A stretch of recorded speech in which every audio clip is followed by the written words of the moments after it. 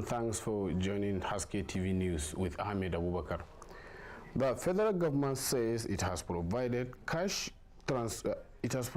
conditional cash transfers to more than 34 million vulnerable Nigerians as part of efforts to reduce poverty and ease economic hardship.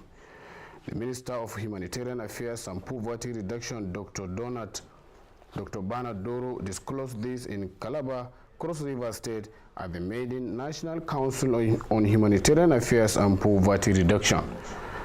Dr. Doro said the program reflects the government's commitment to coordinated, inclusive, and data-driven humanitarian interventions.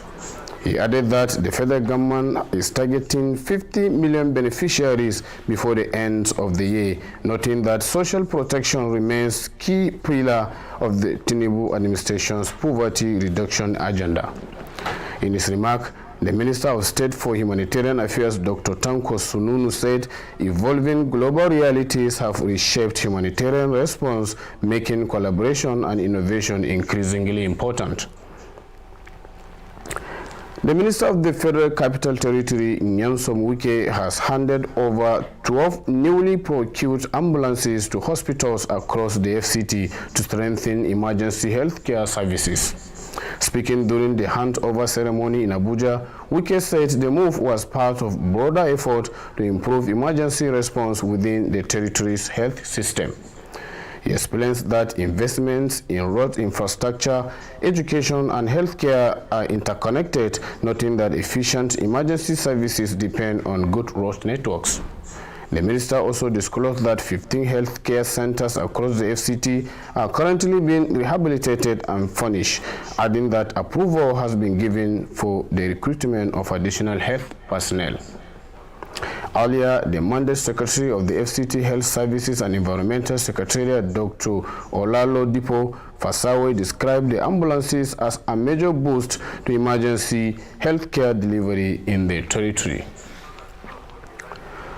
Workers of the Federal Capital Territory Administration under the Joint Union Action Committee have resumed their indefinite strike following an appeal against the ruling of the National Industrial Court. The strike, which began on January 19, is over unresolved welfare issues.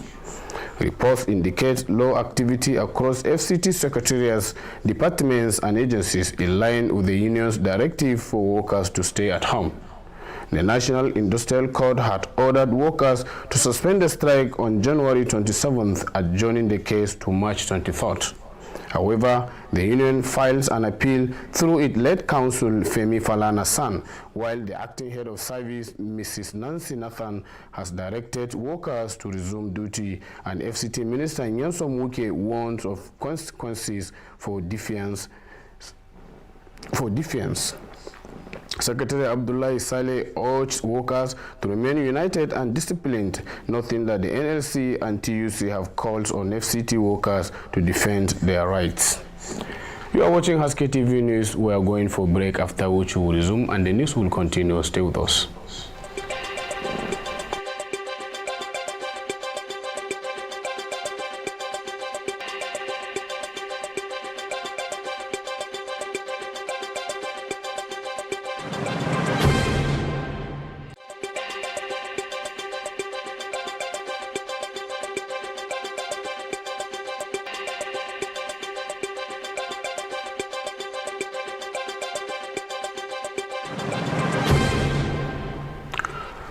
Welcome back. The news continues. Troops of the Nigerian Army have arrested 7 suspected human traffickers in Cross River State during a joint operation with the National Agency for the Prohibition of Trafficking in Persons, NAPTIP. According to the Army, the suspects were arrested in Calabar municipality following credible intelligence on the activities of a trafficking syndicate. The operation led to a raid on Glorious Amazing Grace Hospital, where suspects were allegedly negotiating the sale of a day-old baby boy for 3 million naira. Those arrested include 6 suspects from Cross River State and 1 from Akwa Ibom State.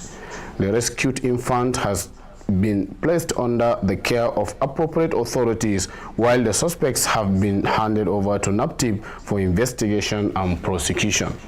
The army reaffirmed commitments to combating human trafficking and urges members of the public to provide useful information to security agencies.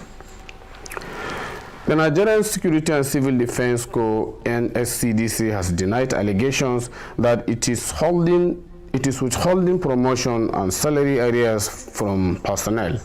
In a statement, NSCDC spokesperson Afolabi Babawole said the Commandant General Dr. Ahmed Abubakar Audi does not control the payment of such areas, explaining that disbursements are handled by the Presidential Committee on Arrears. Babawale said the current leadership inherited several years of unpaid arrears and has since facilitated payments covering 2015 to 2019, benefiting over 37,000 personnel. He added that arrears for 2023 and 2024 are yet to receive the necessary approvals, noting that payments require presidential authorization and budgetary release. The NSCDC appeals to personnel nationwide to remain calm, assuring them of continued engagement with relevant authorities. With this, we have come to the